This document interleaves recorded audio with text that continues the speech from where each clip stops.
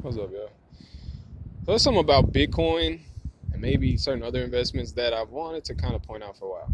And it's a pretty simple concept. I really don't even know if I should explain it right now. I feel like I give out all these like gems of knowledge that I probably shouldn't. I should probably keep them to myself, take advantage of them, and then people will get it after they see what I've done. And keep it to myself for a while, take advantage of it, and then like later on, I might teach people. But right now, I don't know if it's a good idea, but it's a relevant concept. It just has to do with the value of, like, let's say Bitcoin. They say right now, I think it's selling at like almost 25 grand per Bitcoin, and they try to like say that there's so many Bitcoins, multiply 25 times how many Bitcoin there are. It's a market cap. They try to say Bitcoin itself is worth, I think it's like 450 billion right now. 450 billion for a ledger that's minimally useful. All people really are doing with this right now. For the most part, there are some transactions where people trade Bitcoin for stuff, and there's some that's a relevant concept right there. I'm not going to get into, and that's a whole concept. But right now, they've mostly just been speculating with it. It's mostly been traded between people with cash, between people with cash to Bitcoin, and most of the people that are doing that are speculators. And so the price that it has right now is entirely based on speculation, not any other market value, But here's the thing. Here's the thing about the cryptocurrency, and it might be relevant with a lot of other investments. They say it's at almost 25K right now, and that's based on a very small sample of investors trading among each other. So they try to say, oh, it's worth 25K. And then if people believe that, if everybody just agrees that's what it's worth because a couple investors are trading at that level, I could have traded to my best friend and just bid up the price at that level, if, you know what I mean? Because, hey, I'm going to sell you my Bitcoin for 100K all of a sudden. And then now the price is 100K, but just, it's worth 100 grand. That don't even make sense. But some people will agree that, oh, yeah, that's what people are trading at. That's the going market value because there's a small sample of people that are trading at that they will actually accept, one Bitcoin for something, for a material, good or service that's worth about $25,000. They will say, okay, we agree, Bitcoin's worth 25,000, and they'll go and trade some physical good or service that's worth about that much otherwise, you know what I mean? And the reason they'll do this is because it actually is worth about 25 grand because it's liquid enough at the moment to sell for $25,000. And the dollar, we know you can take pretty much anywhere else in the economy, I guess, into the economy or market of people that accept the dollar, and you could trade it for other physical goods and services. So people will accept Bitcoin at that rate, about 25,000, because they can sell it pretty quickly. The price is fluctuating a lot, so some people don't want to hold on to it for long, but they can get it, trade it into dollars real quick for the most part with the current infrastructure we have. You can go on the internet, just boom, trade it out for money real quick, deposit it into your bank account, and you have dollars. And then you can actually go spend that in the economy because there's already an economy that uses dollars. And so people will trade Bitcoin for, their goods and services at the current going price that you see on these, whatever they're called, where they trade Bitcoin. But the truth is, it's just a small sample of people that are really trading at that until other people in the economy start trading their actual goods and services at that going price. And now you see, the more people that do that, a lot of people could do that, but they probably wouldn't want to hold on to it. If people did trade goods and services for Bitcoin and they held on to it, they would hope that the valuation of it would keep going up. You know what I mean? If they traded real goods and services for Bitcoin and then it started to depreciate, they would try to get out of it real quick. They probably wouldn't be able to get out at the current or whatever price they, traded their goods and services for, So the liquidity matters in it being adopted as an actual currency. If a lot of people start using it as currency and actually start trading their goods and services with it, if it gets adopted like the dollar's adopted, and there's a big group of people that accept it and trade for the goods and services, physical goods and services, Well, then you don't even have to go to the dollar. Then you could just boom, Bitcoin, boom, what you want. That's how money works right there. That's a money secret right there. I'm just letting you know. I made a whole bunch of videos about this. But if that happens, then its value will be based on a supply and demand function between Bitcoin itself and goods and services. It's a supply side and demand side competition. It's people trading one thing for the other, competing either way, which gives a relative value to either thing that's being traded. You're trading a good or service for Bitcoin. The Bitcoin is being traded for the good or service. So there's a relative value of the good or service to Bitcoin. There's a relative value of the Bitcoin to whatever good or service. And that's all relative. Those are all relative values within that market that uses that specific currency, because there's only so many people with a specific good or service competing for that currency. There's only so many people that use any given currency. That's why I call it a market, or like a circle of people that use that given currency. So it's a relative value to that currency. But then you have exchange rates. You can directly exchange Bitcoin for dollars, for instance. And you can jump into that circle of people that use the dollar. And, that actually is something that exists in the world. There's different currencies in the world, and they kind of have certain exchange rates. For instance, if you bring a dollar to China and exchange the dollar for their currency, you can buy a lot more physical goods and services over in China than you can here with that dollar. And it's just, I guess you call that arbitrage in trading. But that exists. I mean, that's a thing. But generally speaking, with people that will trade goods and services for any given currency, and then the people that will trade that currency right back to somebody else without going through an exchange to a different currency. And, in some cases, I don't see why you want to do that. If you can get a better deal by exchanging to another currency and then trading to something else, you might as well take that other step. But some people don't do that. They just, trade goods and services for $1 and trade the dollar right back for some other goods and services. Or they might start trading for Bitcoin into goods and services. And, in that case, it'll be a relatively closed system. But even the another currency, and I'm kind of going off with like extra philosophy here, but even another currency has a relative value to another currency, because those things are being traded with each other. There's a supply and demand on either side. The supply over here is demanded by this side, and that side is demanding this supply. You know what I mean? It's a two-way street. Supply and demand are, one side is the supply to this demand, the other side is the supply to that demand, and it's exchange, and they have relative values to each other. So with every good or service, even two different currencies, there's a relative value between them. And that has everything to do with, the actual supply and demand. I was about to say volume. But it has to do with the actual supply and demand. And that's really, volume is arbitrary. Volume, there could be 1 billion Bitcoin in the world, but only a couple people are actively trying to exchange it for something, demanding something by offering that Bitcoin for something else.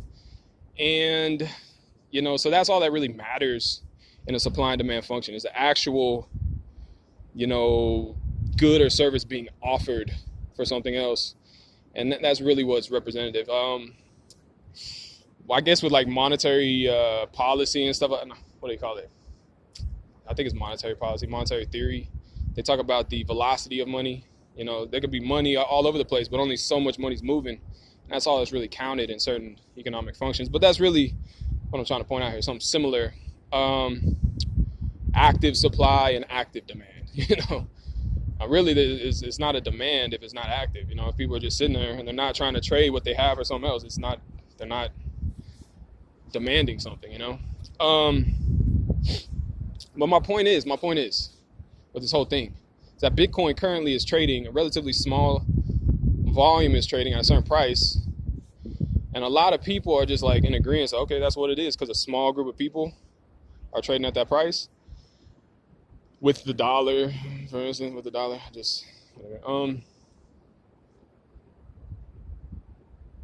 that I don't think is a good, people could do it.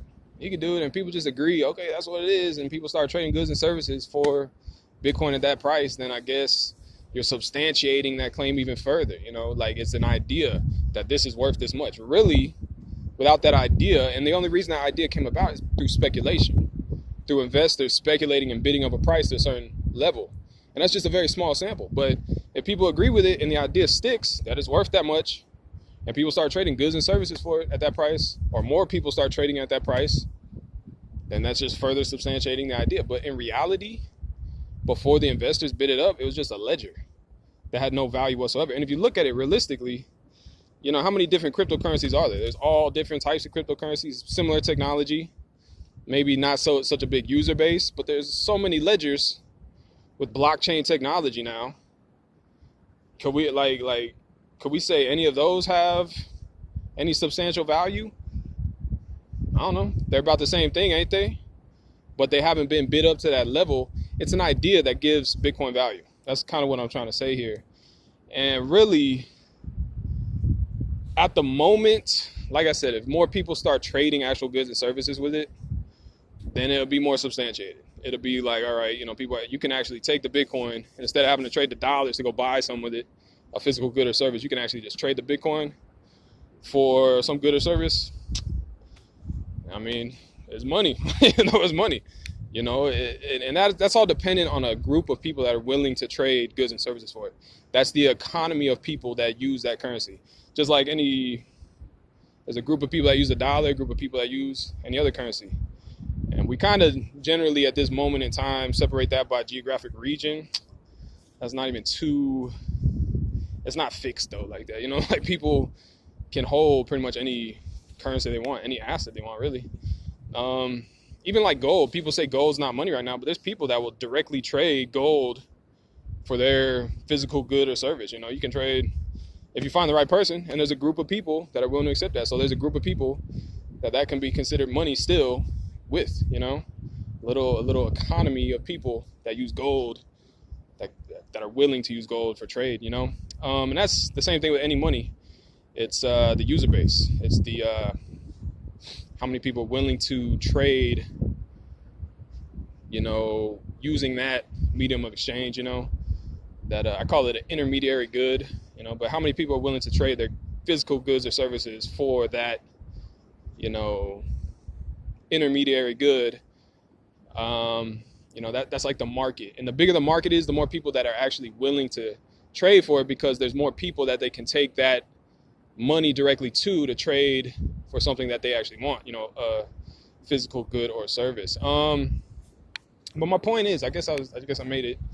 It was that, right now the valuation is based off a very small sample, and a lot of people are just in agreement. Like some people are saying that Bitcoin has a $450 billion valuation right now. It's like, is it really worth that? Like, I don't even think that's a proper metric to take the current trading price out of a relatively small sample of people. There's a trade volume right now, like every day. You can see actively how many people are trading at a certain price. And, but just to assume that just to multiply the current price from a small sample of people and say that's what every Bitcoin's worth, it's not going to work out that way in the long run. There's a supply and demand function. Like if everybody tried to sell Bitcoin right now, for instance, let's just take that as an example. If everybody tried to sell their Bitcoin at 25,000 right now, there'd be nobody to buy. And the Bitcoin would literally be worthless. And see, that's the type of commodity, I guess. I don't know if you want to call it a commodity, but that's the type of asset that is. And it's similar with a lot of things you can invest in. If everybody tried to sell something at any given price, it would become worthless because there would be nobody to buy if everybody's trying to sell. If everybody's trying to buy, the price would go crazy. Nobody would even sell it, and everybody just agree, oh, everybody's trying to buy, so this has the highest value in the world. It's like there's always a balance between supply and demand, and it's too arbitrary to say, oh, like here's a $450 billion valuation. That's just not even accurate. It's not even a relevant metric. Please, can somebody explain this to me? I'm just gonna show you something real quick. I'm standing right here. I've been standing right here. Here comes this lady with her dog, just wandering right up to where I'm at while I'm making a video. You got no common sense. You don't see me right here in my camera. You're gonna come like I'm like 100 yards away. I'm like trying to actively send a freaking mental message to her to go somewhere else, and she's still just creeping up on me. She ain't getting it, bro. She ain't getting it. I'm pointing at her, pointing the camera. I really don't like people like that. They don't know how to use common sense to move in a good way socially. Hello, ladies. There's a whole beach right here. I'm standing right here. I've been standing right here. Please go somewhere else. Thank you. And if she comes to me, I'm just gonna. I don't even know what I'm gonna do. She keeps coming. Now she's on her phone. Now she's trying to go into a different world and act like I don't exist. You know how uncomfortable that makes me right now? Sorry, lady. You gotta get called out for it. I'm gonna have to like actively like. Thank you, dog. You got more common sense. Lead her away from this path that she's on, this trajectory toward me. Please go. Lady, stay the fuck away from me. I'm trying to do something, make a fucking video. There's a whole fucking beach. Either just stay the fuck away, go the opposite way, or go somewhere else. Don't walk directly toward me. This type of shit I gotta deal with. I had a feeling this might happen because I'm out here with people. I knew there's gonna be some ignorant fucking stupid fuck that's gonna come try to interrupt my shit. This bitch is just on her phone walking straight toward me like she fucking retarded. Now I'm gonna have to actively interact with her to like fucking push her fucking stupidity the opposite direction. I'm just gonna have to like fucking one way or another let this woman know I exist. Get off your fucking phone. Don't walk fucking toward me. Don't interrupt me. You almost got it. Look, she's looking up now. That's fucking good. Oh, look at that. Look at that. It worked. It fucking worked. You see that? So fucking ignorant. Dead ass walking straight at me. I know you. I mean, I know that. Look, she still didn't even say hello. It's fucking Christmas Day. She didn't even say happy fucking holidays or nothing. She didn't say, oh, how you doing? I didn't see you there. I had to fucking actively wake that bitch up from her fucking trance because she was about to fucking walk over to me like a fucking fly. Just fucking don't know how to control herself. You fucking crackhead. Hate people like that. I'm sorry. That needed to be added right there. What the fuck, dude? She would have kept coming. Y'all don't believe me? She would have kept walking straight toward me, interrupted my damn video, so I fucking had to be proactive there, dude. I had to. I've done this so many times, making videos outside with people. They're fucking idiots. They just walk straight into your fucking video. People that have made videos outside may have gone through the same thing. They're fucking retards, dude. You just lady. I saw where she's coming. She was gonna keep coming straight. I had to actively fucking add some pressure to the situation, so she reacted and steered clear. I ain't got time to be dealing with bullshit like that. Anyway, fuck. That's not what I see. I hate that. I anticipated that before I turned on the fucking camera. I promise you I did. I said, I'm out here with people. Felt like I had to like fucking sneak or something to make a fucking video. Fuck that shit. I'm not gonna sneak. I'm a fucking, you're fucking retarded. I'm gonna have to actively fucking run into you or whatever. But then I got this in my video and people are like, what the fuck? That's what I gotta do with these fucking idiots around me, dude. It's not funny. It fucking sucks. I'm telling you, so many videos I've made, like I'll be like halfway through and then something like that would happen and just like fuck up my whole vibe, my whole mood. And I'll be like, oh my God.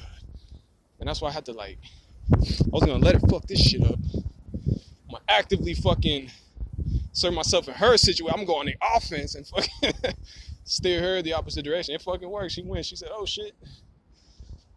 Guess I can't just fucking buzz into his fucking scene right there. It felt good. It felt good.